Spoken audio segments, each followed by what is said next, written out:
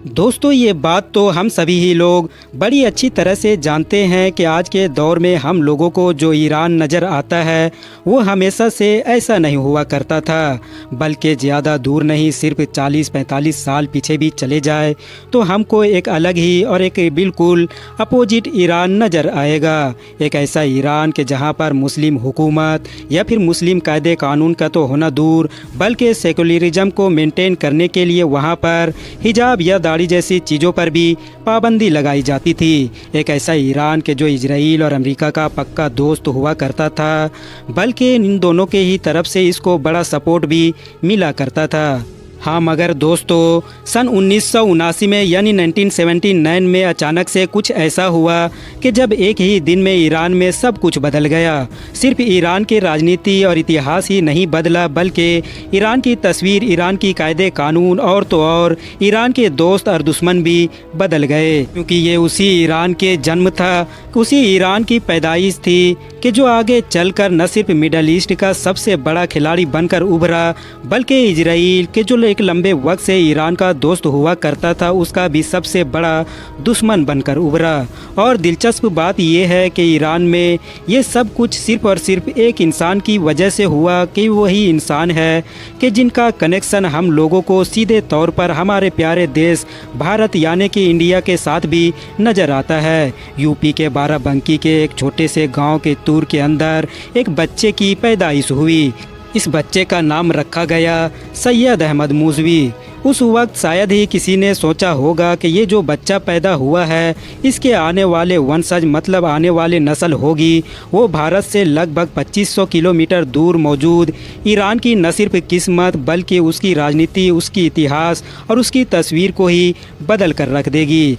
दरअसल दोस्तों, कहानी कुछ इस तरह से है कि ये जो 1790 में एक बच्चा पैदा हुआ था जिनकी फैमिली को उस दौर में अवध के नवाब की सरपरस्ती हासिल थी। सन 1830 के आसपास की बात है, जब नवाब साहब की ये ख्वाहिश हुई क्यों ना अपने पूरे काफिले के साथ मक्का, मदीना और ईरान में मौजूद जितने भी पवित्र जगहें हैं यानी जितने भी मुकद्दस जगहें उन सब की जियारत की जाए। लिहाजा नवाब साहब अपने पूरे काफिले के साथ इस लंबे सफ़र पर निकल पड़े और इस लंबे सफ़र में उनके साथ सैयद अहमद मूसवी के नाम के वो इंसान भी मौजूद थे कि जिनका जिक्र मैंने आप लोगों को सामने पहले ही कर चुका हूँ। नवाब साहब ने पहले तो मक्का मदीना का सफ़र किया और उसके बाद ईरान और इस पूरे इलाके में जितने भी मुकद्दस जगहें हैं उन सब की जियारत की और अपने काफिले के साथ वापस आ गए। मगर हाँ, सैयद अहमद मूसवी जो उनके साथ मौजूद थे वो ईरान में ही रुक गए और ईरान में खुमैन नाम के एक छोटे से गांव में ही हमेशा के लिए आबाद हो गए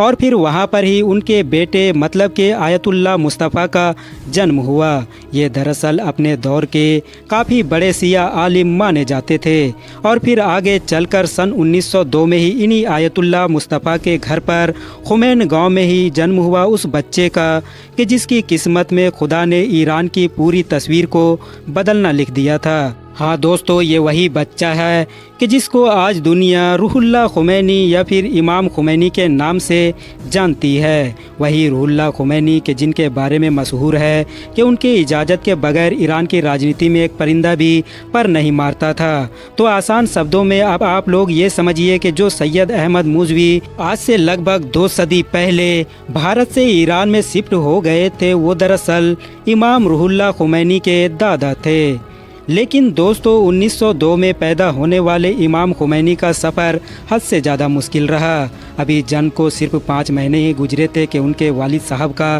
कत्ल कर दिया गया। उसके बाद उनकी परवरिश उनकी माँ और उनकी खाला ने ही की। हालात ऐसे बन गए कि सन 1979 आते आते यानी कि 1979 तक मोहम्मद रजा पहलवी को अमेरिका, इजराइल और तमाम यूरोपियन देशों का सपोर्ट होने के बावजूद भी और तमाम खुफिया एजेंसीज़ की मदद होने के बावजूद भी ईरान देश को छोड़कर भागना पड़ा। मोहम्मद रजा पहलवी को ईरान के छोड़ने के लगभग 15 दिन के बाद इमाम खुमैनी की ईरान में 14 साल के बाद वापसी हुई और वो भी 1 फरवरी सन